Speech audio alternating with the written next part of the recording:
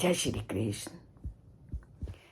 श्री कृष्ण एक ही बात को कि आत्मा अजर है, अमर है, नित्य है, शाश्वत है, चिरस्थायी है, आत्मा के लिए अनेक विशेषणों का प्रयोग करते हैं।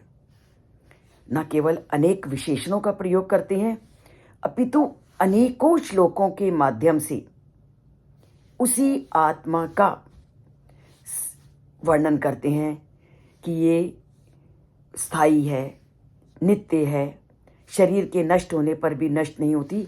और आज भी जो वो श्लोक बोल रहे हैं वो उसी आत्मा की उसी वर्णन को व्यक्त करते हैं।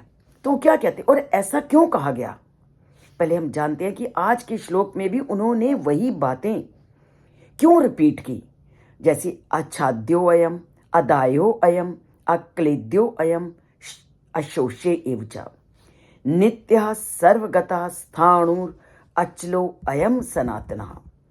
कोई ऐसा नित्यता को बताने वाला विशेषण उन्होंने नहीं छोड़ा जो आत्मा के नित्य होने, स्थायी होने, चिरस्थायी होने का वर्णन ना करता हो। उन्होंने क्या बोला, आत्मा आच्छाद्य, आच्छाद्य में होता है जिसके टुकड़े नहीं हो सकते, अखंडित है। और क्या है, अज्वलनशील है, अधायो अयम, इसको कोई जला नहीं सकता। अक्लेद्यो अयम, कोई गीला नहीं कर सकता। अशोष्यो अयम, कोई सुखा नहीं सकता। अजो नित्यो शाश्वतः, नित्य नित्य है, सर्वगता सर्वव्यापी है, अपरिवर्तनशील है। स्थाणु, स्थाणु होता है जो एक जगह पर टिका रहे, स्थाणु है, अचल है, अर्थात एक स्थान से दूसरे स्थान पर नहीं जा सकता। और क्या है, सनातन है, अनादि है। तो कोई भी आत्मा की स्थिरता को बताने वाला कोई विशेषण नहीं बचा जिसका प्रयोग परमपिता परमात्मा श्री कृष्ण ने इस श्लोक में ना किया हो। खंडन किसका होता है, भौतिक चीजों का। जलती कौन सी चीजें हैं, जो संसार में हम भौतिक चीजें हैं। गीला किसको जल करता है, जो भौतिक चीजें हैं। तो इसका क्या मतलब है, ना इसको कोई सुखा सकता है, हमेशा रहती है, सर्वव्यापक है, अपरिवर्तनशील है। ये वही है जो उस परम पिता परमात्मा का हिस्सा है। तो यह आत्मा की अमरता की और बार बार अर्जुन का और लोगों का ध्यान आकर्षित करने के लिए वो इस तथ्य का बार बार वर्णन करते हैं। अब क्यों इतने श्लोकों में उन्होंने इसी बात का वर्णन किया, तो इसकी को स्पष्ट करने के लिए हम पूरी तरह से अपने स्कूल की कक्षा के अंदर आ जाते हैं कि स्कूल में अध्यापक के सामने बहुत सारे विषय होते हैं, सरल भी और कठिन भी। और अध्यापक का काम क्या है कि अपने विद्यार्थियों को कि केवल ज्ञान प्रदान करना नहीं है। वास्तविक अध्यापक वो होता है जो विद्यार्थियों को ज्ञान तो देता है, पर ज्ञान के साथ साथ वह उस ज्ञान का प्रयोग करने के लिए भी उनको तैयार करता है।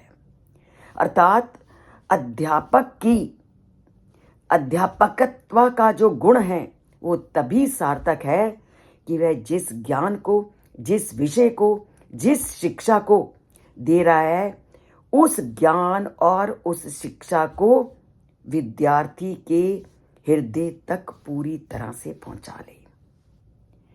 अध्यापक, वास्तविक अध्यापक तभी माना जाता है उसने जिस भी विषय का उसको ज्ञान दिया है, वह ज्ञान उसके द्वारा दिया गया वह ज्ञान तभी उपयोगी होगा जब वह ज्ञान पूरी तरह से छात्र के या विद्यार्थी के मनोमस्तिष्क में और हृदय में बैठ ना जाए।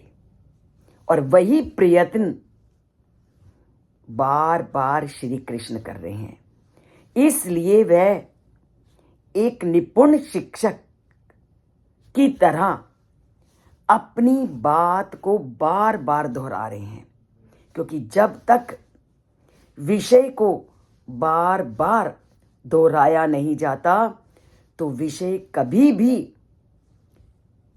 छात्र के मनोमस्तिष्क पे अपनी अमिट छाप नहीं छोड़ता और कभी भी वो विषय पूरी तरह से उसके हृदय में समा नहीं जाता। तो जब हम एक चीज को बार बार रिपीट करते हैं, बार बार बताते हैं, तो साहित्य में उसको क्या कहते हैं? पुनरुक्ति। और बहुत सारे ऐसे विषय हमें साहित्य में मिलते हैं जहां पर पुनरुक्ति का वर्णन मिलता है और पुनरावृत्ति के नाम से वो जाना जाता है। और पुनरावृत्ति के बिना तो कोई भी चीज हमारे मस्तिष्क में और हमारे हृदय में नहीं समाती। तो श्री कृष्ण ने भगवत गीता में प्रायः जितने भी सिद्धांतों का वर्णन किया है, उन्होंने जगह जगह पुनरुक्ति का प्रयोग किया है। चाहे आत्मा का विषय हो, चाहे कर्म योग का विषय हो, चाहे संसार की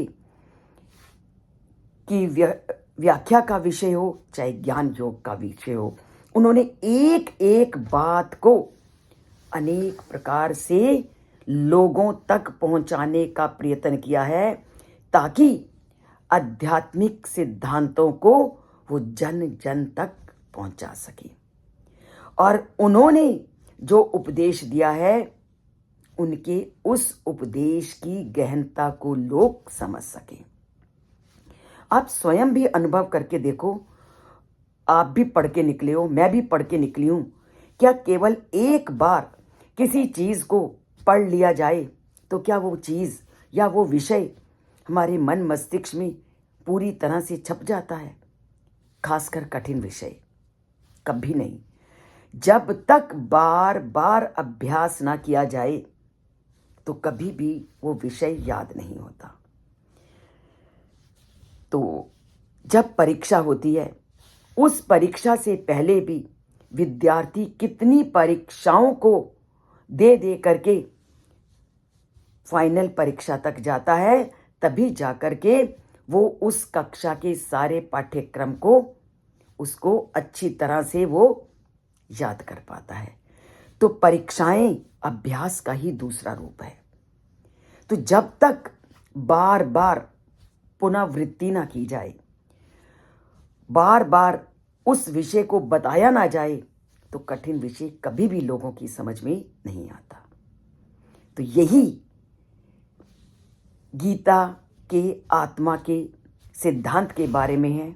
वो कठिन विषय था, इसलिए श्री कृष्ण ने अनेक श्लोकों में एक ही बात को बार बार बता करके उस बात को विद्यार्थियों के मनोमस्तिष्क तथा हृदय में बिठाने का प्रयत्न किया है।